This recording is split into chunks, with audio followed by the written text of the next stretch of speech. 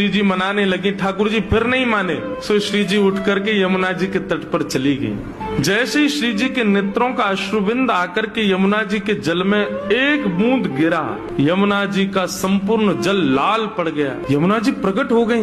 हे श्यामा जी, आपको किसने विरह दिया?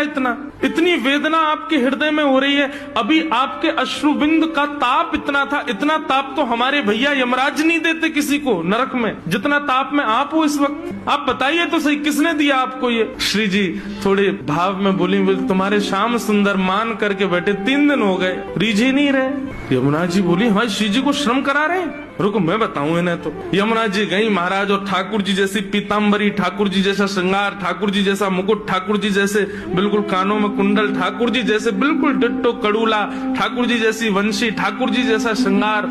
और श्रृंगार करके जैसे ही यमुना जी आई, श्री जी देख कर, अरे श्याम सुंदर आप मान गए? यमुना जी बोली, हम श्याम सुंदर नहीं है, हम यमुना जी हैं। अरे आप तो बिल्कुल श्याम सुंदर जैसी लग रही हो, आपकी महक भी बिल्कुल श्याम सुंदर, बोली भी श्याम सुंदर, चाल ढाल सब श्याम सुंदर। बोले यार, श्याम सुंदर ने अपने रूप पे, अपनी वाणी पे, अपने कटाक्ष नेत्रन से पूरी गोपीन को कष्ट दे रखो। या श्याम सुंदर को यही के रूप से कष्ट दूंगी मैं।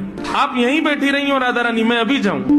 और यमुना जी श्याम सुंदर को रूप धारण करके बिल्कुल वैसी बाकी चाल, वैसी अदा, वैसे ही सब, जैसे ठाकुर जी चलते हैं, जैसे ठाकुर जी बैठते हैं, बिल्कुल वही अदा श्री यमुना जी जा रही हैं। ठाकुर जी मान करके बैठे हैं। सोई बगल से यमुना जी निकलने लगी। नूपुरों की आवाज जैसी छमछम आई तो ठाकुर जी बोले, ये तो हमारे नूपुरन की आवाज है, हम तो यहीं बैठे हैं, ये आवाज कहाँ से आ रही है? और जैसे ही ठाकुर जी ने पीछे देखा, श्याम सुंदर विचरण कर रहे हैं। ठाकुर जी बोले, जे कौन है? ठाकुर जी कहे, ओ भैया कौन हो भैया तुम? यमुना जी बोली, हम श्याम सुंदर। ठाकुर जी बोले, श्याम सुंदर तो हम हैं। बोले, तुम नकली भेलू पिया, असली हम हैं।